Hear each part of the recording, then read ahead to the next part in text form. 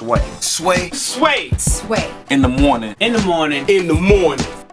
Shay goes by. Wake your punk ass up. That crust out, y'all. No, this isn't his first time on the show, man. This dude is like, this dude right here is a regular on our show right now. In fact, if we were like had a starting five, he'll be the sixth man off the bench. That's right, KB. This guy right here, he comes in. He's a I role, love that idea. He's Sixth man. Six men off the bench. He's a role player. He's Kevin Durant for us. Oh, Right? wow. KB. KB. That's high. Yeah, KD. That's high KB. praise. KB. KB. Yeah. Let's see. Who's a KB in the NBA? All right, we'll have to put that one aside for a second. Kobe. Kobe Bryant. Oh, whoa, that was. He's our KB. How did we forget Kobe? Yes. Our KB goes by the last. How soon they forget. Right, How soon they just like forget. that. It's been a year. Messed up. Who's our KB, Sway? Kevin Bacon is here, ladies and gentlemen. Kev, how you been, man? It's I've good been to see you, man. Thanks. Good to see you. Yo, man, I was just bragging about you this morning. I brag about you like you and I hang out all the time. I hope you don't mind. That's cool. I don't say bad things, though, but I was just talking about different actors who have just always, at least appear to have work, consistently now for multiple decades, that you just see them and it just seems like they're timeless. You being one of them, Samuel L. Jackson, Rob Lowe. I'm a big fan of Rob Lowe. Who else did we mention, DB? Let me see who else. We talked about Robert De Niro, Robert too. De Niro. De Niro. I hope it's not because we're just taking any piece of shit that comes along. No, man. Come on, People man. we respect. Come on, man. No, I'm just kidding. No, man. I'm just kidding. There have been times. I have to say though, as I've gotten older, I have started to get better at saying no. And when I was younger, the first time that anybody said to me, "We're going to actually pay you to be an actor," I was like, "I'll take it," because I had been a waiter for quite some time and a busboy. Oh yeah. And so I was like, if you're actually going to pay me to be an actor, I don't care what it is, I'm going to take it. And I think that that's part of the reason why I've done so many films is because I didn't have a real good sense of like choosing. And the power of actually saying no. And I always I'm so appreciative that anybody wants to hire me that I'm like, you like me? Okay. All right. So how do you determine now what you're going to take as opposed to what you probably wouldn't take? Are you looking for anything? Well, so I'm not really specifically looking for anything. It's always a crapshoot. It always, to me, you never know. You can have all of the elements in place, a script and a great director and the cast looks good and everything. And, it doesn't mean that the movie's going to work or it's going to be successful. It's just always, roll of the dice. But I try to look at the part first. And what I try to do is take out three things. The first one is the size of the part, because I learned a long time ago that if you can come in and do something really kind of strong with something small, that's just as good as playing the lead in something that's not so good. You know what I mean? The second thing is the size of the budget of the film, because there's people, and I'm happy for them, that really only work in really, really large, budget movies. I've always liked to, do experimental stuff, kind of like stuff that's a little bit outside the box, that touches on subjects that maybe, wouldn't work in a mainstream situation. And the third thing is the size of my salary. I want to get, everything I can in this life, and I've been really, really grateful for the work that I've gotten, and even to be able to support myself at all and my family. But if I turn work down because there's not enough money involved, there's a lot of opportunities there that I think are going to be missed. Creative opportunities, artistic opportunities. So it's less about what I look for and more about taking those three things out of the equation. Wow, Kevin Bacon, man. just broke You broke it down, damn it. Well, you asked. Yo, I love this. Let me ask you this. Well, I've worked with MTV since 2000, and yesterday for the first time we had our first gender neutral award, best actor. Saw that, yeah. You saw that? Who won that? What's Emma? Emma Robert- Watson won for Emma Watson Beauty won? and the Beast. Beauty and the Beast. What do you think of that ideology? Just man, let's just make it Best Actor and make it non-gender specific. I think that's great. Yeah. I think that's great. I thought that I think that what the issue probably is that obviously it's going to close the gap of how many people are going to be able to be nominated, right? So everyone's. I think there's going to be a lot of people that are going to say no. Now unless you took the amount of nominations, and turned it doubled it, but still, then you would only have winners. I don't know.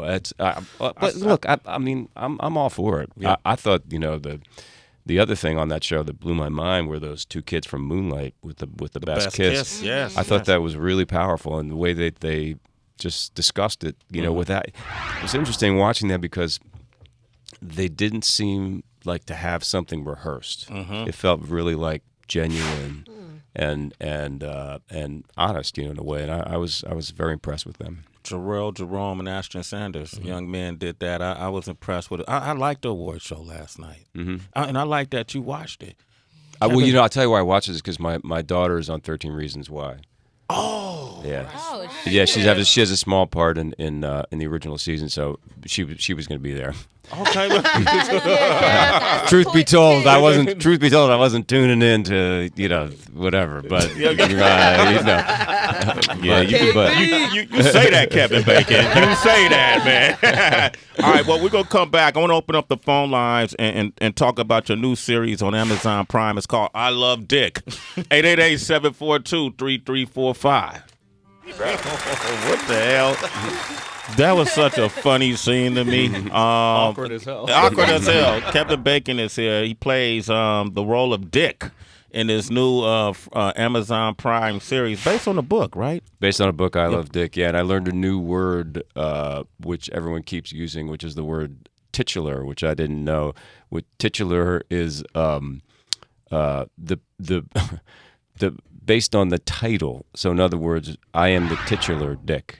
The title character. The right? title character. the titular. Exactly. I didn't know that word up until so. You learn something new every day. Titular. I was curious because I was watching one of the episodes, basically the one that we just played, and there's a scene where because Chris wanted to get this movie made, and the thing that stopped her was the rights to a song that she wanted to use in the movie.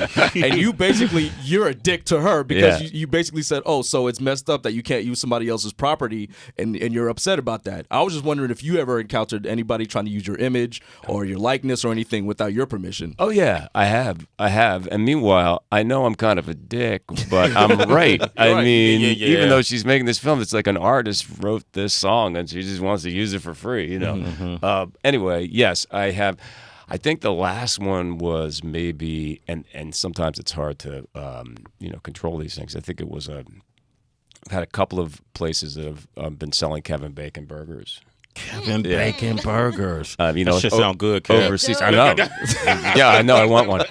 Overseas, and I don't think I've ever had any luck with that. But yeah. So if you ate a Kevin Bacon burger, Imagine if he showed up and they didn't use his permission, and he was just like, "Let me get one," and they tried to charge him for it, right? Oh, Lord. There's I was thinking about this scene in the first episode too that kind of speaks to a conversation we were having. Somehow I'm gonna make this tie earlier today about marriage and separation and infidelity. And in the scene, Catherine's character Chris is writing about her encounter with your character Dick that night, and then her husband comes in and says, "What are you doing?" and she's like, "Oh, I'm writing this letter." To who? Dick. And he says, "Well, read it to me." And it's like, "Dear Dick, basically, I want you to touch me and bang me out." And she has this fantasy, which leads to it turning her husband on. And then they end up having sex after not having sex. I mean, it's very complicated, but you laid it out there. That's exactly what happens. Yeah, man. Yeah.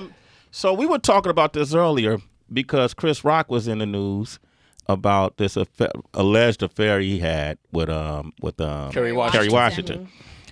But they were separated at the time. Suppose Chris was separated from his wife. Heather said it's still not cool. You can't have sex with somebody if you're still married.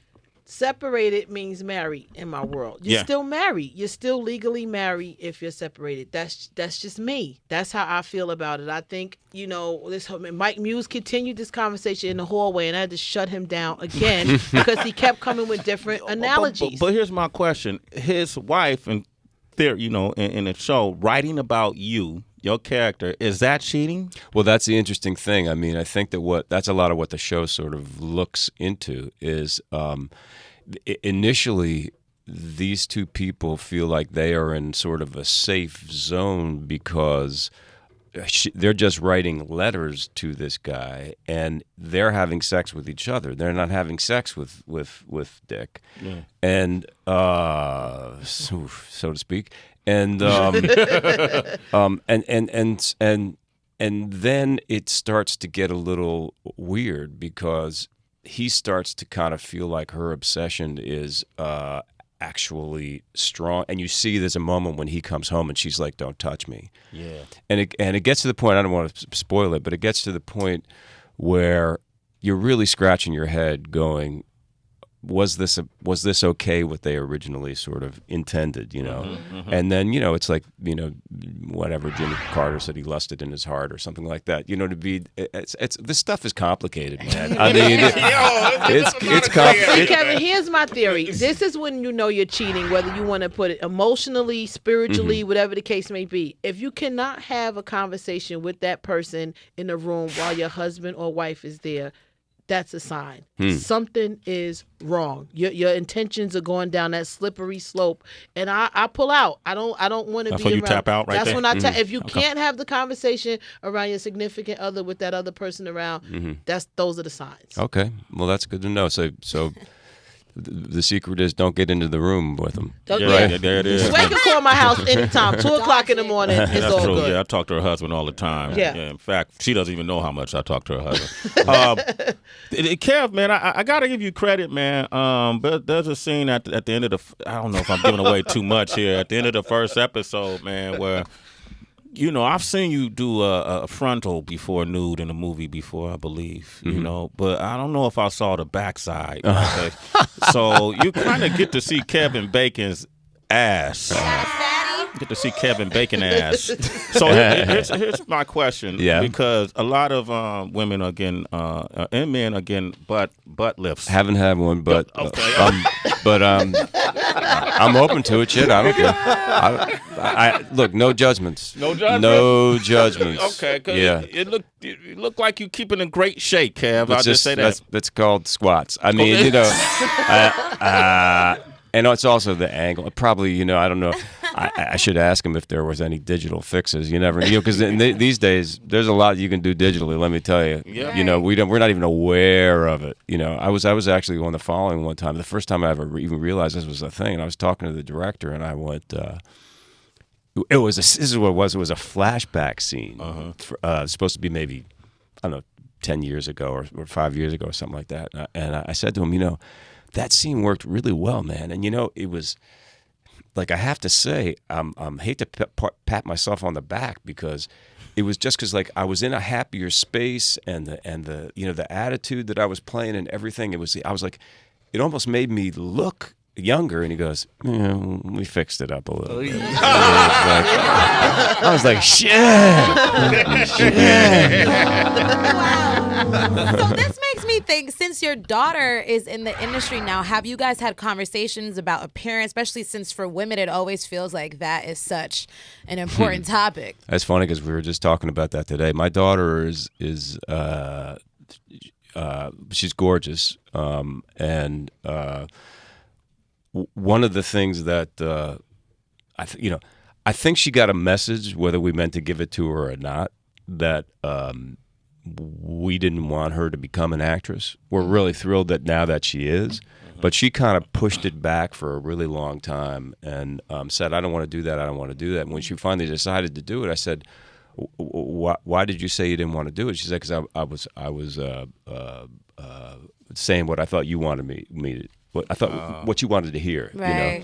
And part of it is not wanting your child to be constantly rejected, because acting is like a series of no's, basically. You know, you audition, you don't get it, you don't get it, you don't get it. You know what I mean? It's like it's a long road of rejection.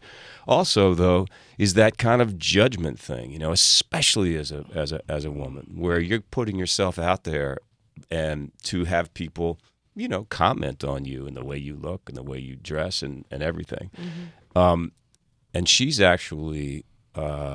She's kind of in the Alicia Keys world. Like she's kind of no makeup. Anti-makeup. Oh, okay. It's interesting, and I don't know if this is going to kind of be when you're shooting, you don't really have a choice about that. I don't know if it's going to be a Well, wear makeup at work, you know. Yeah. On the screen. I'm actually wearing more and more every day. Yeah. Okay. Man, Kev taking it far. New booty, makeup, everything. Right. Kevin, I have a question for you. That's Mike Muse, by the way. Kevin. Hey, Mike. Mike. Hey, Kevin, great to meet you. We talked a lot just right now in this interview about social issues. This series is based on a feminist novel. Amazon Prime is actually pushing the envelope with transparency about transgender issues. Is it the role and or the responsibility of the arts to moderate a national conversation on social issues? I don't know about moderate, but I certainly think that all art has oftentimes come out of social discourse, and I feel like art has a responsibility always to challenge both whatever's going on in society, but also challenge itself. You know what I mean? To create things. You know, Picasso, for instance. You know, he took the form and then just started to break it up, and it had to happen. And then people were like, well, you know, my kid could paint that or whatever. But you know, that's what art needs to do. I mean, I'm not just saying this because we're here, but rap music is really like an extension of that too. You know, we were kind of like, okay, there's this kind of music and there's this kind of music, and all of a sudden there was a new music, you know, and it's like I think that sometimes hand in hand with that is social commentary, and that's one of the things I like about being on a show like this is that it's a show that is pushing the envelope. There's a lot of people that are going to be uncomfortable about a lot of, you know, the different versions of sexuality that are portrayed in the show, but also the way that it's shot and the editing and the music, and you know, it's outside the box, and I'm happy to be part of that. You know. We got Kevin Bacon here. We're talking about I Love Dick. It's a new series. It's on Amazon Prime, and make sure you check it out. We got Brad on the line from Michigan. Brad, what's up, Brad? Brad, what up, man? Yo, big. Brad, are you there, Brad? Hey, Brad. He listening to the show. He listening to the show. Hey, Brad. Yeah, what's up, man? Okay, man. You about to lose it, baby. Saved Come by the on, man. Stay present. Say hello to Kevin Bacon. What's happening? How you doing, Brad? Oh, man, I'm doing great. How's it going, Kevin? It's good. It's good. What's your question, Brad? Oh, man, my question is, honestly, just to be, well, first things first, you know, I'm only 27 years old, and my entire life, man, you've been one of my favorite actors. I've seen you kind of evolve throughout the years. Thank you. It's pretty awesome, you know, that you're still right at the top. Thank you, man. You're doing awesome. Thank you. My question is about, you know, with Sleepy Hollow, or with movies that are dark like that, you know, when you have to get in a dark setting, does it affect your mindset afterwards? You know, like after you're done with the movie, do you ever catch yourself getting in that mode again, you know, being in acting mode? And Yeah, you know what I I'm do. saying? I do. Yeah, I do. I think that, well, first off, I wasn't in Sleepy Hollow, but I don't know. Maybe you're thinking about Hollow Man. Hollow Man. Okay. Yeah. He's only 27, Kev. Because the reason that popped into my head is I was walking down the street someday one time. Someone said, "Wow, that's Sleepy Hollow Man." So it rang a bell for me. I find that I don't become like the character all day long. I don't have people, you know, like. You know, Daniel Day-Lewis is famous for this, you know, have people call him by the character's name, and he is always in wardrobe and stuff like that. But I do find that whatever you're playing, if you really are committing to it, you kind of have to get your self into that headspace, and it definitely can take its toll. I mean, I remember when I was doing The Following, pretty much every day I was killing somebody was killing me, there was tons of blood, even though it's fake blood. There's blood all over the set. I'm shooting, I'm fighting, I'm running and gunning, as I like to say. I would have dreams. I mean, just bad dreams, like multiple, just dark shit. I mean, I was just in a dark headspace. There's no way around it, I don't think. Yeah. How did the family deal with you? Yeah, that's the thing. I think I try my best to leave my work at the office, but yeah, they do sometimes have to deal with that, and I am very grateful that they are understanding of the fact that sometimes whatever, daddy's in a dark head. Mommy, daddy's in the kitchen slicing up this chicken and he's like a maniac. What's going on? Hey, man. Hey, Brad, thanks for your call, man. You're a citizen. That's Sway in the morning, Brad. All right. Hey, Kevin Bacon, man, I want to thank you for coming through, No man. doubt. Thank you. Always happy to be here. Man, come back. You're the sixth man off the bench. KB, ladies and gentlemen. KB, baby. I love Dick premiering on Amazon Prime. Make sure you watch it. Great show. I got a chance to watch the first episode of it, man, and you never let me down, man. I like all your movies. Appreciate that. Anything is the one I didn't like. Yeah, I'm sure there is. No, man. Kevin Bacon, ladies and gentlemen. All right. We got T.I. coming up a little later. A&R Room is up next. Sway in the morning. It's Sway in the morning, only On Shade 45.